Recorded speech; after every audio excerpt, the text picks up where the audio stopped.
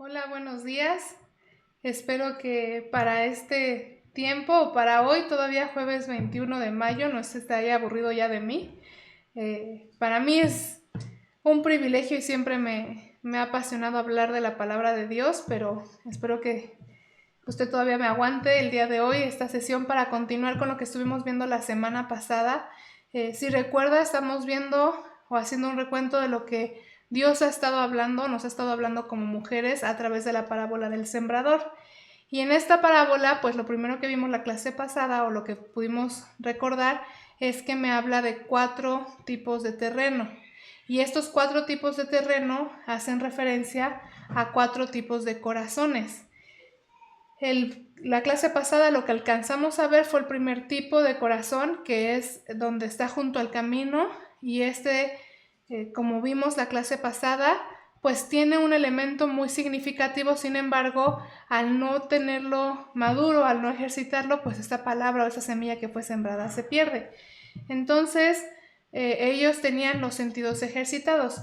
El día de hoy vamos a ver lo que vimos con José hace pues ya 3 semanas atrás, la parte de los pedregales en Mateo 13, del 5 al 6, y me acompaña a leer para que podamos retomar juntas esta parte de la escritura donde dice: parte cayó en pedregales, hablando de la semilla, donde no había mucha tierra, y brotó pronto porque no tenía profundidad de tierra, pero salido el sol se quemó, y porque no tenía raíz se secó.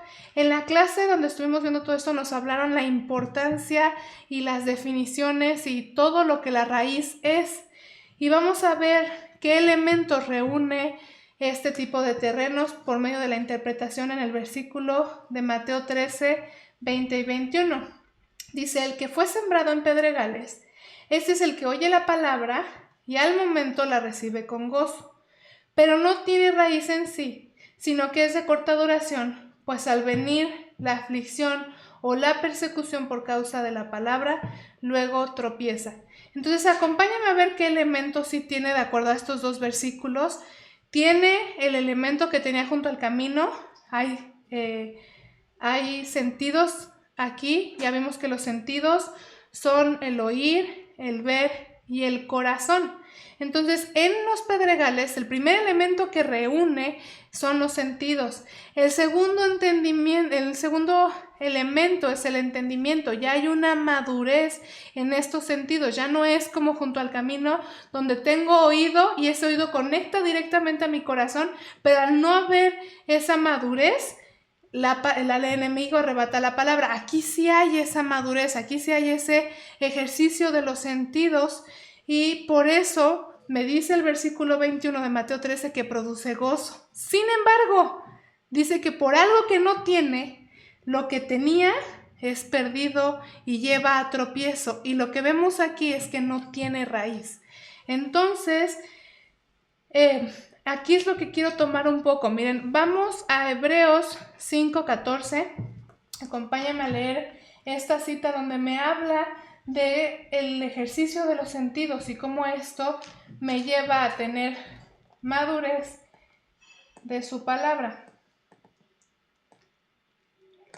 Hebreos 5:11 dice...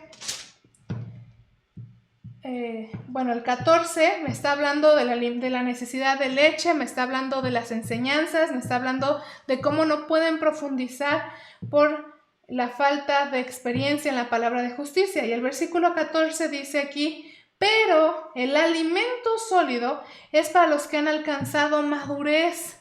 Por eso le digo, el entendimiento me habla de la madurez en las cosas del Señor, del perfeccionamiento, no solamente del tener el sentido, sino que ya lo maduré, ya lo llevé a más. Fíjese la segunda parte de este versículo.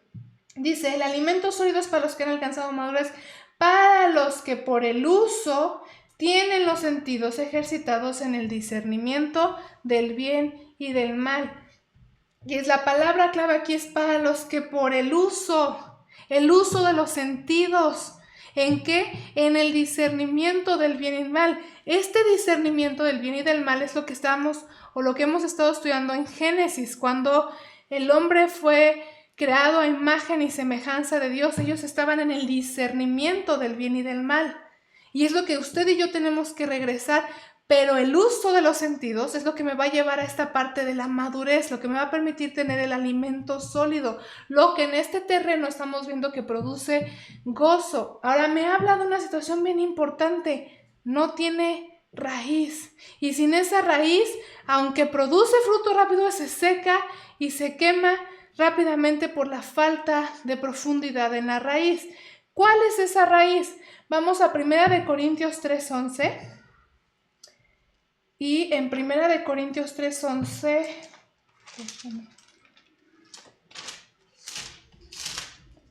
dice aquí: porque nadie puede poner otro fundamento que el que está puesto, el cual es Jesucristo. Entonces, ¿qué es lo que no tiene este terreno?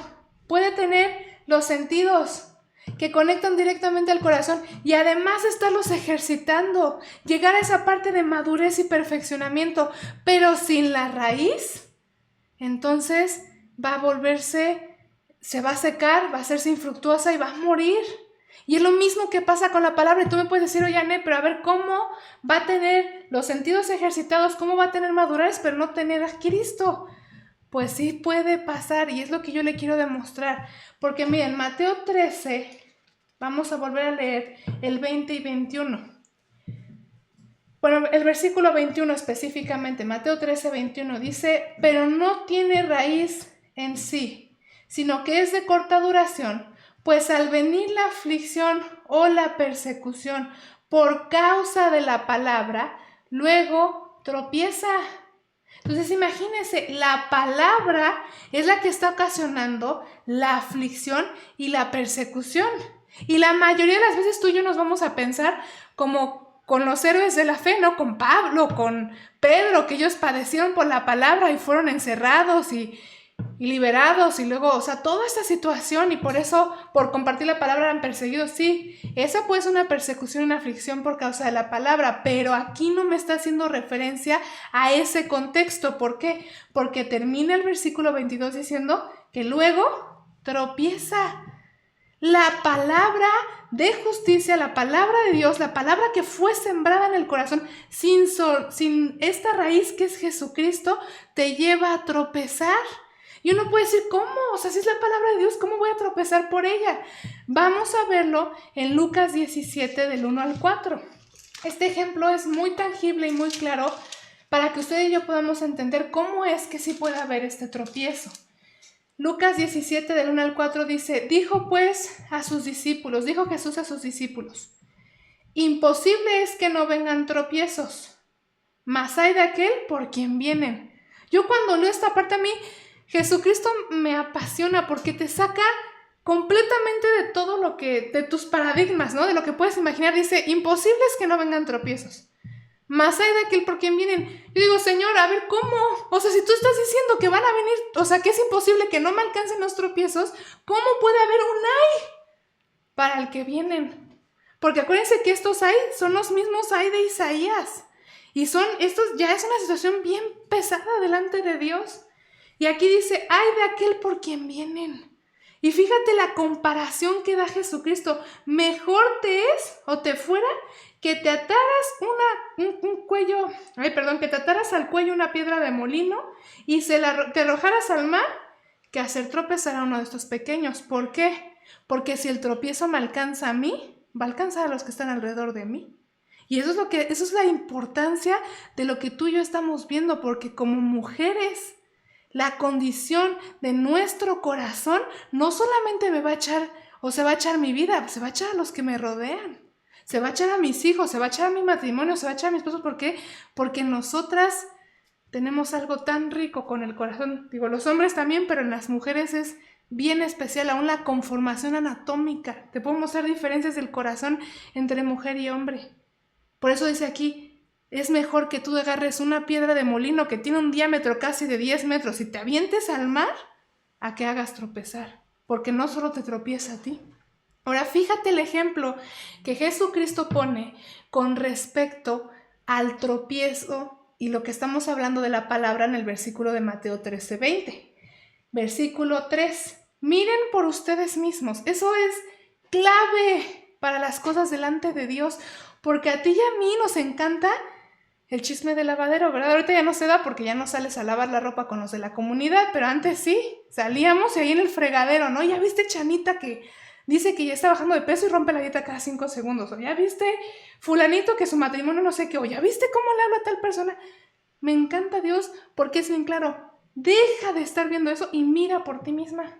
Mira tú cómo estás tú, mira cómo está tu corazón y tú ve delante de Él a ver qué son los detalles que te faltan. Y es lo que dice aquí en el versículo 3. Mira por ti mismo. Si tu hermano peca contra ti, repréndele. Esa parte a mí me encanta. O sea, si me hacen algo, pues yo te voy a reprender con todo el amor del mundo y en el nombre de Jesús, ¿no? Dice, y si se arrepiente, perdónale. Hasta ahí pues vamos bien. Porque pues si alguien me hace una falta y yo expreso la falta que me hizo y me pide perdón, pues no hay ningún problema en que te perdone. Pero ve el versículo 4.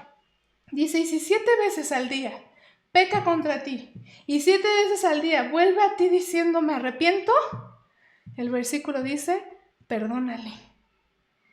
Y esto yo lo uno directamente con la aflicción y la persecución por la palabra. ¿Por qué?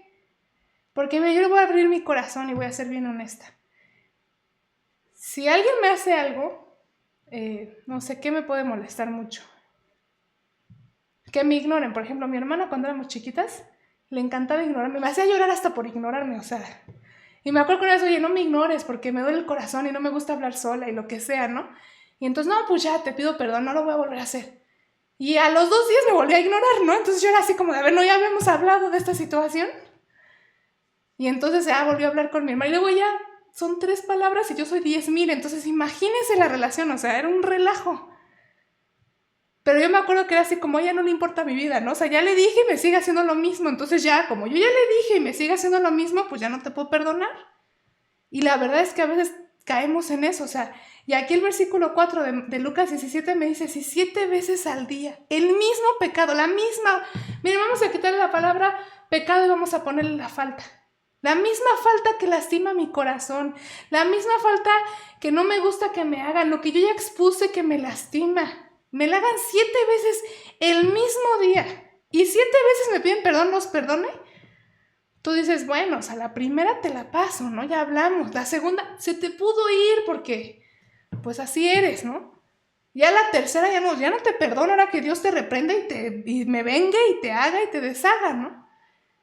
Esa es la aflicción y la persecución por la palabra. ¿Por qué? ¿O es aquí donde nos alcanza el tropiezo? Porque nuestras fuerzas no podemos. Por eso si en ti y en mí no hay raíz, no está Jesucristo cimentado, porque ¿qué significa que la raíz sea Cristo? Si la raíz es Cristo en mi vida, nos va a llevar completamente, acompáñame a lo que dice Gálatas 2:20 para poder concluir esta idea. Miren, Gálatas 2:20 dice, con Cristo estoy juntamente crucificado, y ya no vivo yo, mas vive Cristo en mí. Y lo que ahora vivo en la carne, lo vivo en la fe del Hijo de Dios, el cual me amó y se entregó a sí mismo por mí.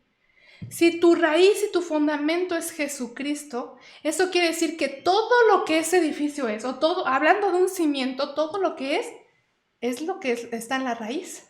Eso quiere decir que es Cristo. ¿Por qué? Porque en mis fuerzas, hablando de este ejemplo de Lucas 17, yo no puedo perdonar la misma falta 7 veces. O sea, con 2 ya me cansé de perdonar. Con 2 ya es así como, a ver, yo ya te reprendí, ya hablamos de esto, ya te dije, ¿por qué sigues? Entonces ya lo estás haciendo a propósito. Ya me estás lastimando a propósito. Pero si Cristo es la raíz, y entonces estamos viviendo a la altura de lo que dice Gálatas 2:20, ya no vivo yo, mas vive Cristo en mí. Y si Cristo perdonó hasta la falta más mínima que yo he hecho y lo ha hecho una y otra vez, no va a ser mis fuerzas, hablando de Lucas 17, va a ser Él a través de mí. Ahora vamos a tomar otra vez el capítulo de Mateo 13, versículo 22, para ver si nos hace un poquito más pues reforzar un poquito más este punto de lo que me está diciendo. Mateo 13, 22 dice, 21. Mateo 13:21, pero no tiene raíz en sí, sino que es de corta duración. Claro que va a ser de corta duración. Miren, en este ejemplo tan sencillo del perdón, 2 veces que me hagan la misma falta, yo ya me enojé. Y ahora yo te hago una falta a ti, ¿no? Ahora yo te lastimo a ti porque tú me lastimaste primero. Por eso es de corta duración si no hay una raíz. Dice, pues al venir la aflicción o la persecución por causa de la palabra, luego tropieza. Tú y yo no vamos a poder cumplir lo que está aquí escrito sin Jesucristo manifestado en nuestras vidas, sin esa raíz que da vida. Por eso este terreno, este corazón que tiene estos elementos, ya hay sentidos, y no solamente tengo los sentidos de oír, de ver, de tener el corazón alineado, ya los ejercité, ya los maduré, ya los estoy poniendo en el uso, en el discernimiento del bien y del mal.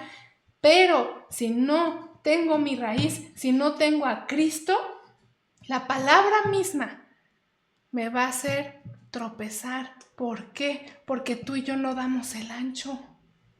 No vamos a ser suficientes, por más que nos esforcemos, por más que queramos cambiar, por más, tú y yo en nuestras propias fuerzas no podemos. Y como mujeres, o por lo menos a mí, lo que más me cuesta es ceder ese control.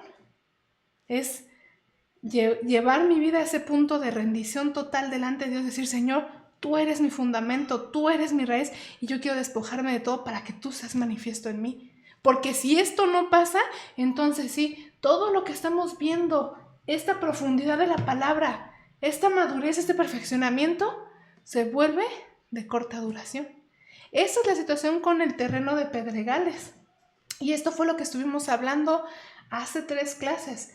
Ahora me gustaría entrar al tercer tipo de terreno, al tercer tipo de corazón que nos está haciendo referencia aquí en Mateo 13, el versículo 7, donde dice que cae entre espinos y los espinos la ahogan. Vamos a ver su interpretación en el versículo 22 para que podamos ver a qué hace referencia esta situación de los espinos. Mateo 13:22 dice, el que fue sembrado entre espinos, este es el que oye la palabra. Pero el afán de este siglo y el engaño de las riquezas ahogan la palabra y se hace infructuosa. Ahora acompáñenme a ver los elementos que tiene ese tipo de terreno, este tipo de corazón, porque va a reunir los que ya hemos estado estudiando. Entonces, como usted está viendo ahorita en las pantallas, los elementos que tienes, hay sentidos, ojos, oídos y corazón. No solamente están esos sentidos que llegan directamente al corazón, oye la palabra y llega al corazón, sino que hay un entendimiento, como ya vimos en Hebreos 5:14, hay un uso de los sentidos ejercitados en el discernimiento del bien y del mal. Hay una raíz, ahorita le voy a demostrar por qué entre espinos sí llega a haber esta raíz que es Jesucristo, pero no tiene fruto. Y al no tener fruto, más bien, los espinos ahogan la palabra y se hace infructuosa. Entonces tenemos que ver por qué si hay sentidos, por qué si hay madurez, por qué si hay perfeccionamiento, por qué si hay raíz, todavía hay espinos que hacen la palabra infructuosa. Para entender este versículo, a mí me ayudó mucho lo que viene en Lucas 18, del 18 al 24. ¿Qué pasa con esta situación? Bueno, antes de leer esta parte de la palabra, hay 2 elementos que me dicen aquí que ahogan la palabra en Mateo 13:22. El primero es el afán de este siglo y el engaño de la riqueza. Mire, el afán de este siglo pues es tan sencillo con lo que estamos viviendo. Pues es tan sencillo ver cómo el afán del siglo, yo puedo tener mi raíz o mi fundamento que es Jesucristo, puedo tener el discernimiento de la palabra, pero me puedo contaminar tan rápido por todo lo que los medios están arrojando con respecto a lo que estamos viviendo. Puedo perder de vista lo esencial. Ya ven que hemos estado hablando también los domingos de que estemos atentos a la voz, a lo que Dios está hablando en medio de toda esta situación. ¿Por qué lo permitió? ¿Por qué estamos viviendo en un momento tan especial delante de Él y tan desastroso para todos los que no tienen conocimiento de Él? Mira, ahorita yo tengo amigos que están pues haciendo sus residencias en hospitales donde están expuestos a todo lo que se está dando en los medios, ¿no? Y a veces yo les digo, bueno, pues es que a mí no me preocupa tanto la pandemia, no, casi los ofendo, pero a morir. ¿Por qué? Porque su mente y su perspectiva está ubicada en lo que está pasando. Perdieron la visión. Y es lo mismo que habla aquí del afán de este siglo. Y hay otro elemento que aquí dice el engaño de las riquezas, que es donde yo me quiero hablar, o quiero hablar un poquito justo con lo que vamos a leer en Lucas 18. No es malo, yo creo que Dios, a mí me encanta porque nos diseñó para ser ricos, o sea, yo creo que Dios no está peleado con la riqueza. La situación aquí es la palabra tan clara que dice el engaño. ¿Cuál es el engaño de la riqueza? Para mí, o lo que yo he estado encontrando, es la riqueza, lo que supuestamente te da. Es como esa paz, esa tranquilidad, esa seguridad. Entonces, el pensar que la riqueza va a sustituir lo que Dios me puede dar, eso sí es lo que ahoga la palabra. No es tanto la riqueza. ¿Por qué? Porque pues Dios utiliza todo, o sea, nos hizo herederos suyos. Ya con eso tenemos la riqueza más grande. Pero el hecho de pensar, porque mira, ahorita lo vamos a ver, vamos a Lucas 18 para que veamos en la palabra y no mis palabras. Lucas 18 del 18 al 24, usted va a estar muy familiarizado con esta historia. Dice, un hombre principal le preguntó diciendo, Maestro bueno, ¿qué haré para heredar la vida eterna? Jesús le dijo, ¿por qué me llamas bueno? Ninguno es bueno sino solo Dios. Versículo 20, los mandamientos sabes, no adulteres, no matarás, no hurtarás, no dirás falso testimonio, honra a tu padre y a tu madre. Él dijo, todo esto he guardado desde mi juventud. Fíjense, aquí les demuestro que este personaje, este hombre principal, tenía los elementos que estamos viendo en el terreno de Entre Espinos. ¿Por qué? Porque dice que desde su juventud ha guardado todos los mandamientos. Yo no estoy segura al 100% que he guardado, como dice aquí, desde mi... O sea, sí, claro que crecí muy guardada, pero no sé si guardé el 100% todos los mandamientos. Y él sí estaba a la altura de decir, los he guardado. Y no solo es guardarlos, es ponerlos en práctica. Eso quiere decir que tenía los sentidos y tenía el discernimiento, tenía la madurez. Dice, todo esto guardado desde mi juventud, y se refiere a Jesucristo con un nombre, maestro bueno. Eso quiere decir que la raíz estaba presente en su vida porque pudo reconocer quién era Jesucristo. Dice, todo esto he guardado desde mi juventud. Ahora me habla de los mandamientos y Jesucristo mismo dijo cuáles eran los mandamientos. Entonces fíjate lo que Jesús le contesta en el versículo 22. Jesús, oyendo esto, le dijo, aún te falta una cosa. Vende todo lo que tienes y dalo a los pobres y tendrás tesoro en el cielo, y ven y sígueme. Entonces él, oyendo esto, se puso muy triste porque era muy rico. 24. A ver Jesús esto, que se había entristecido mucho, dijo, cuán difícilmente entrarán en el reino de Dios los que tienen riquezas. El engaño de la... Fíjate, este hombre principal se pone muy triste. Y es una tristeza que emana, o sea, es algo que Jesús se puede percatar. No me imagino yo la expresión de este hombre, pero ¿qué fue lo que le dio tristeza al hombre? No fue el hecho de tener muchas riquezas, fue el hecho de lo que se expuso de su corazón. ¿Por qué? Porque esa certeza o esa seguridad o esta situación de las riquezas, él supo que no se iba a poder despojar de ellas. Y al no despojarte, no podemos dar fruto. Y al no dar fruto, no estamos al 100% o no está nuestro corazón al 100% en las condiciones que tiene que estar de acuerdo a esta parábola. ¿Cómo termina el hombre rico? Porque la Biblia sí nos permite saber cómo es que termina este hombre. Y aquí es donde a mí me gustaría detenerme, porque empieza a hablar de una situación que todavía puede quedar en lo profundo de nuestro corazón. Y está ligada a la idolatría, está ligada a la soberbia, está ligada a la arrogancia. Y acuérdense que ya estuvimos estudiando estas tres. Lo único que van a provocar es muerte. Y nos van a separar del propósito de Dios en nuestra vida. Lo vimos el semestre pasado a detalle. Bien, acompáñenme a Apocalipsis 3:17 para que usted pueda ver cómo termina este hombre rico y por qué se quedó tan triste cuando Jesucristo le dijo, bueno, solo te ha faltado. Fíjense, no le faltaba cumplir con la palabra, le faltaba despojarse de ese engaño, pero no pudo. Miren, vamos a Apocalipsis 3, el versículo 17 dice, porque tú dices, Fíjate cómo empieza aquí, tú dices, ya es una referencia donde uno está hablando de uno mismo, dice, yo soy rico y me he enriquecido y de ninguna cosa tengo necesidad. Ese es el engaño de la riqueza. Esos son los espinos que ahogan la palabra.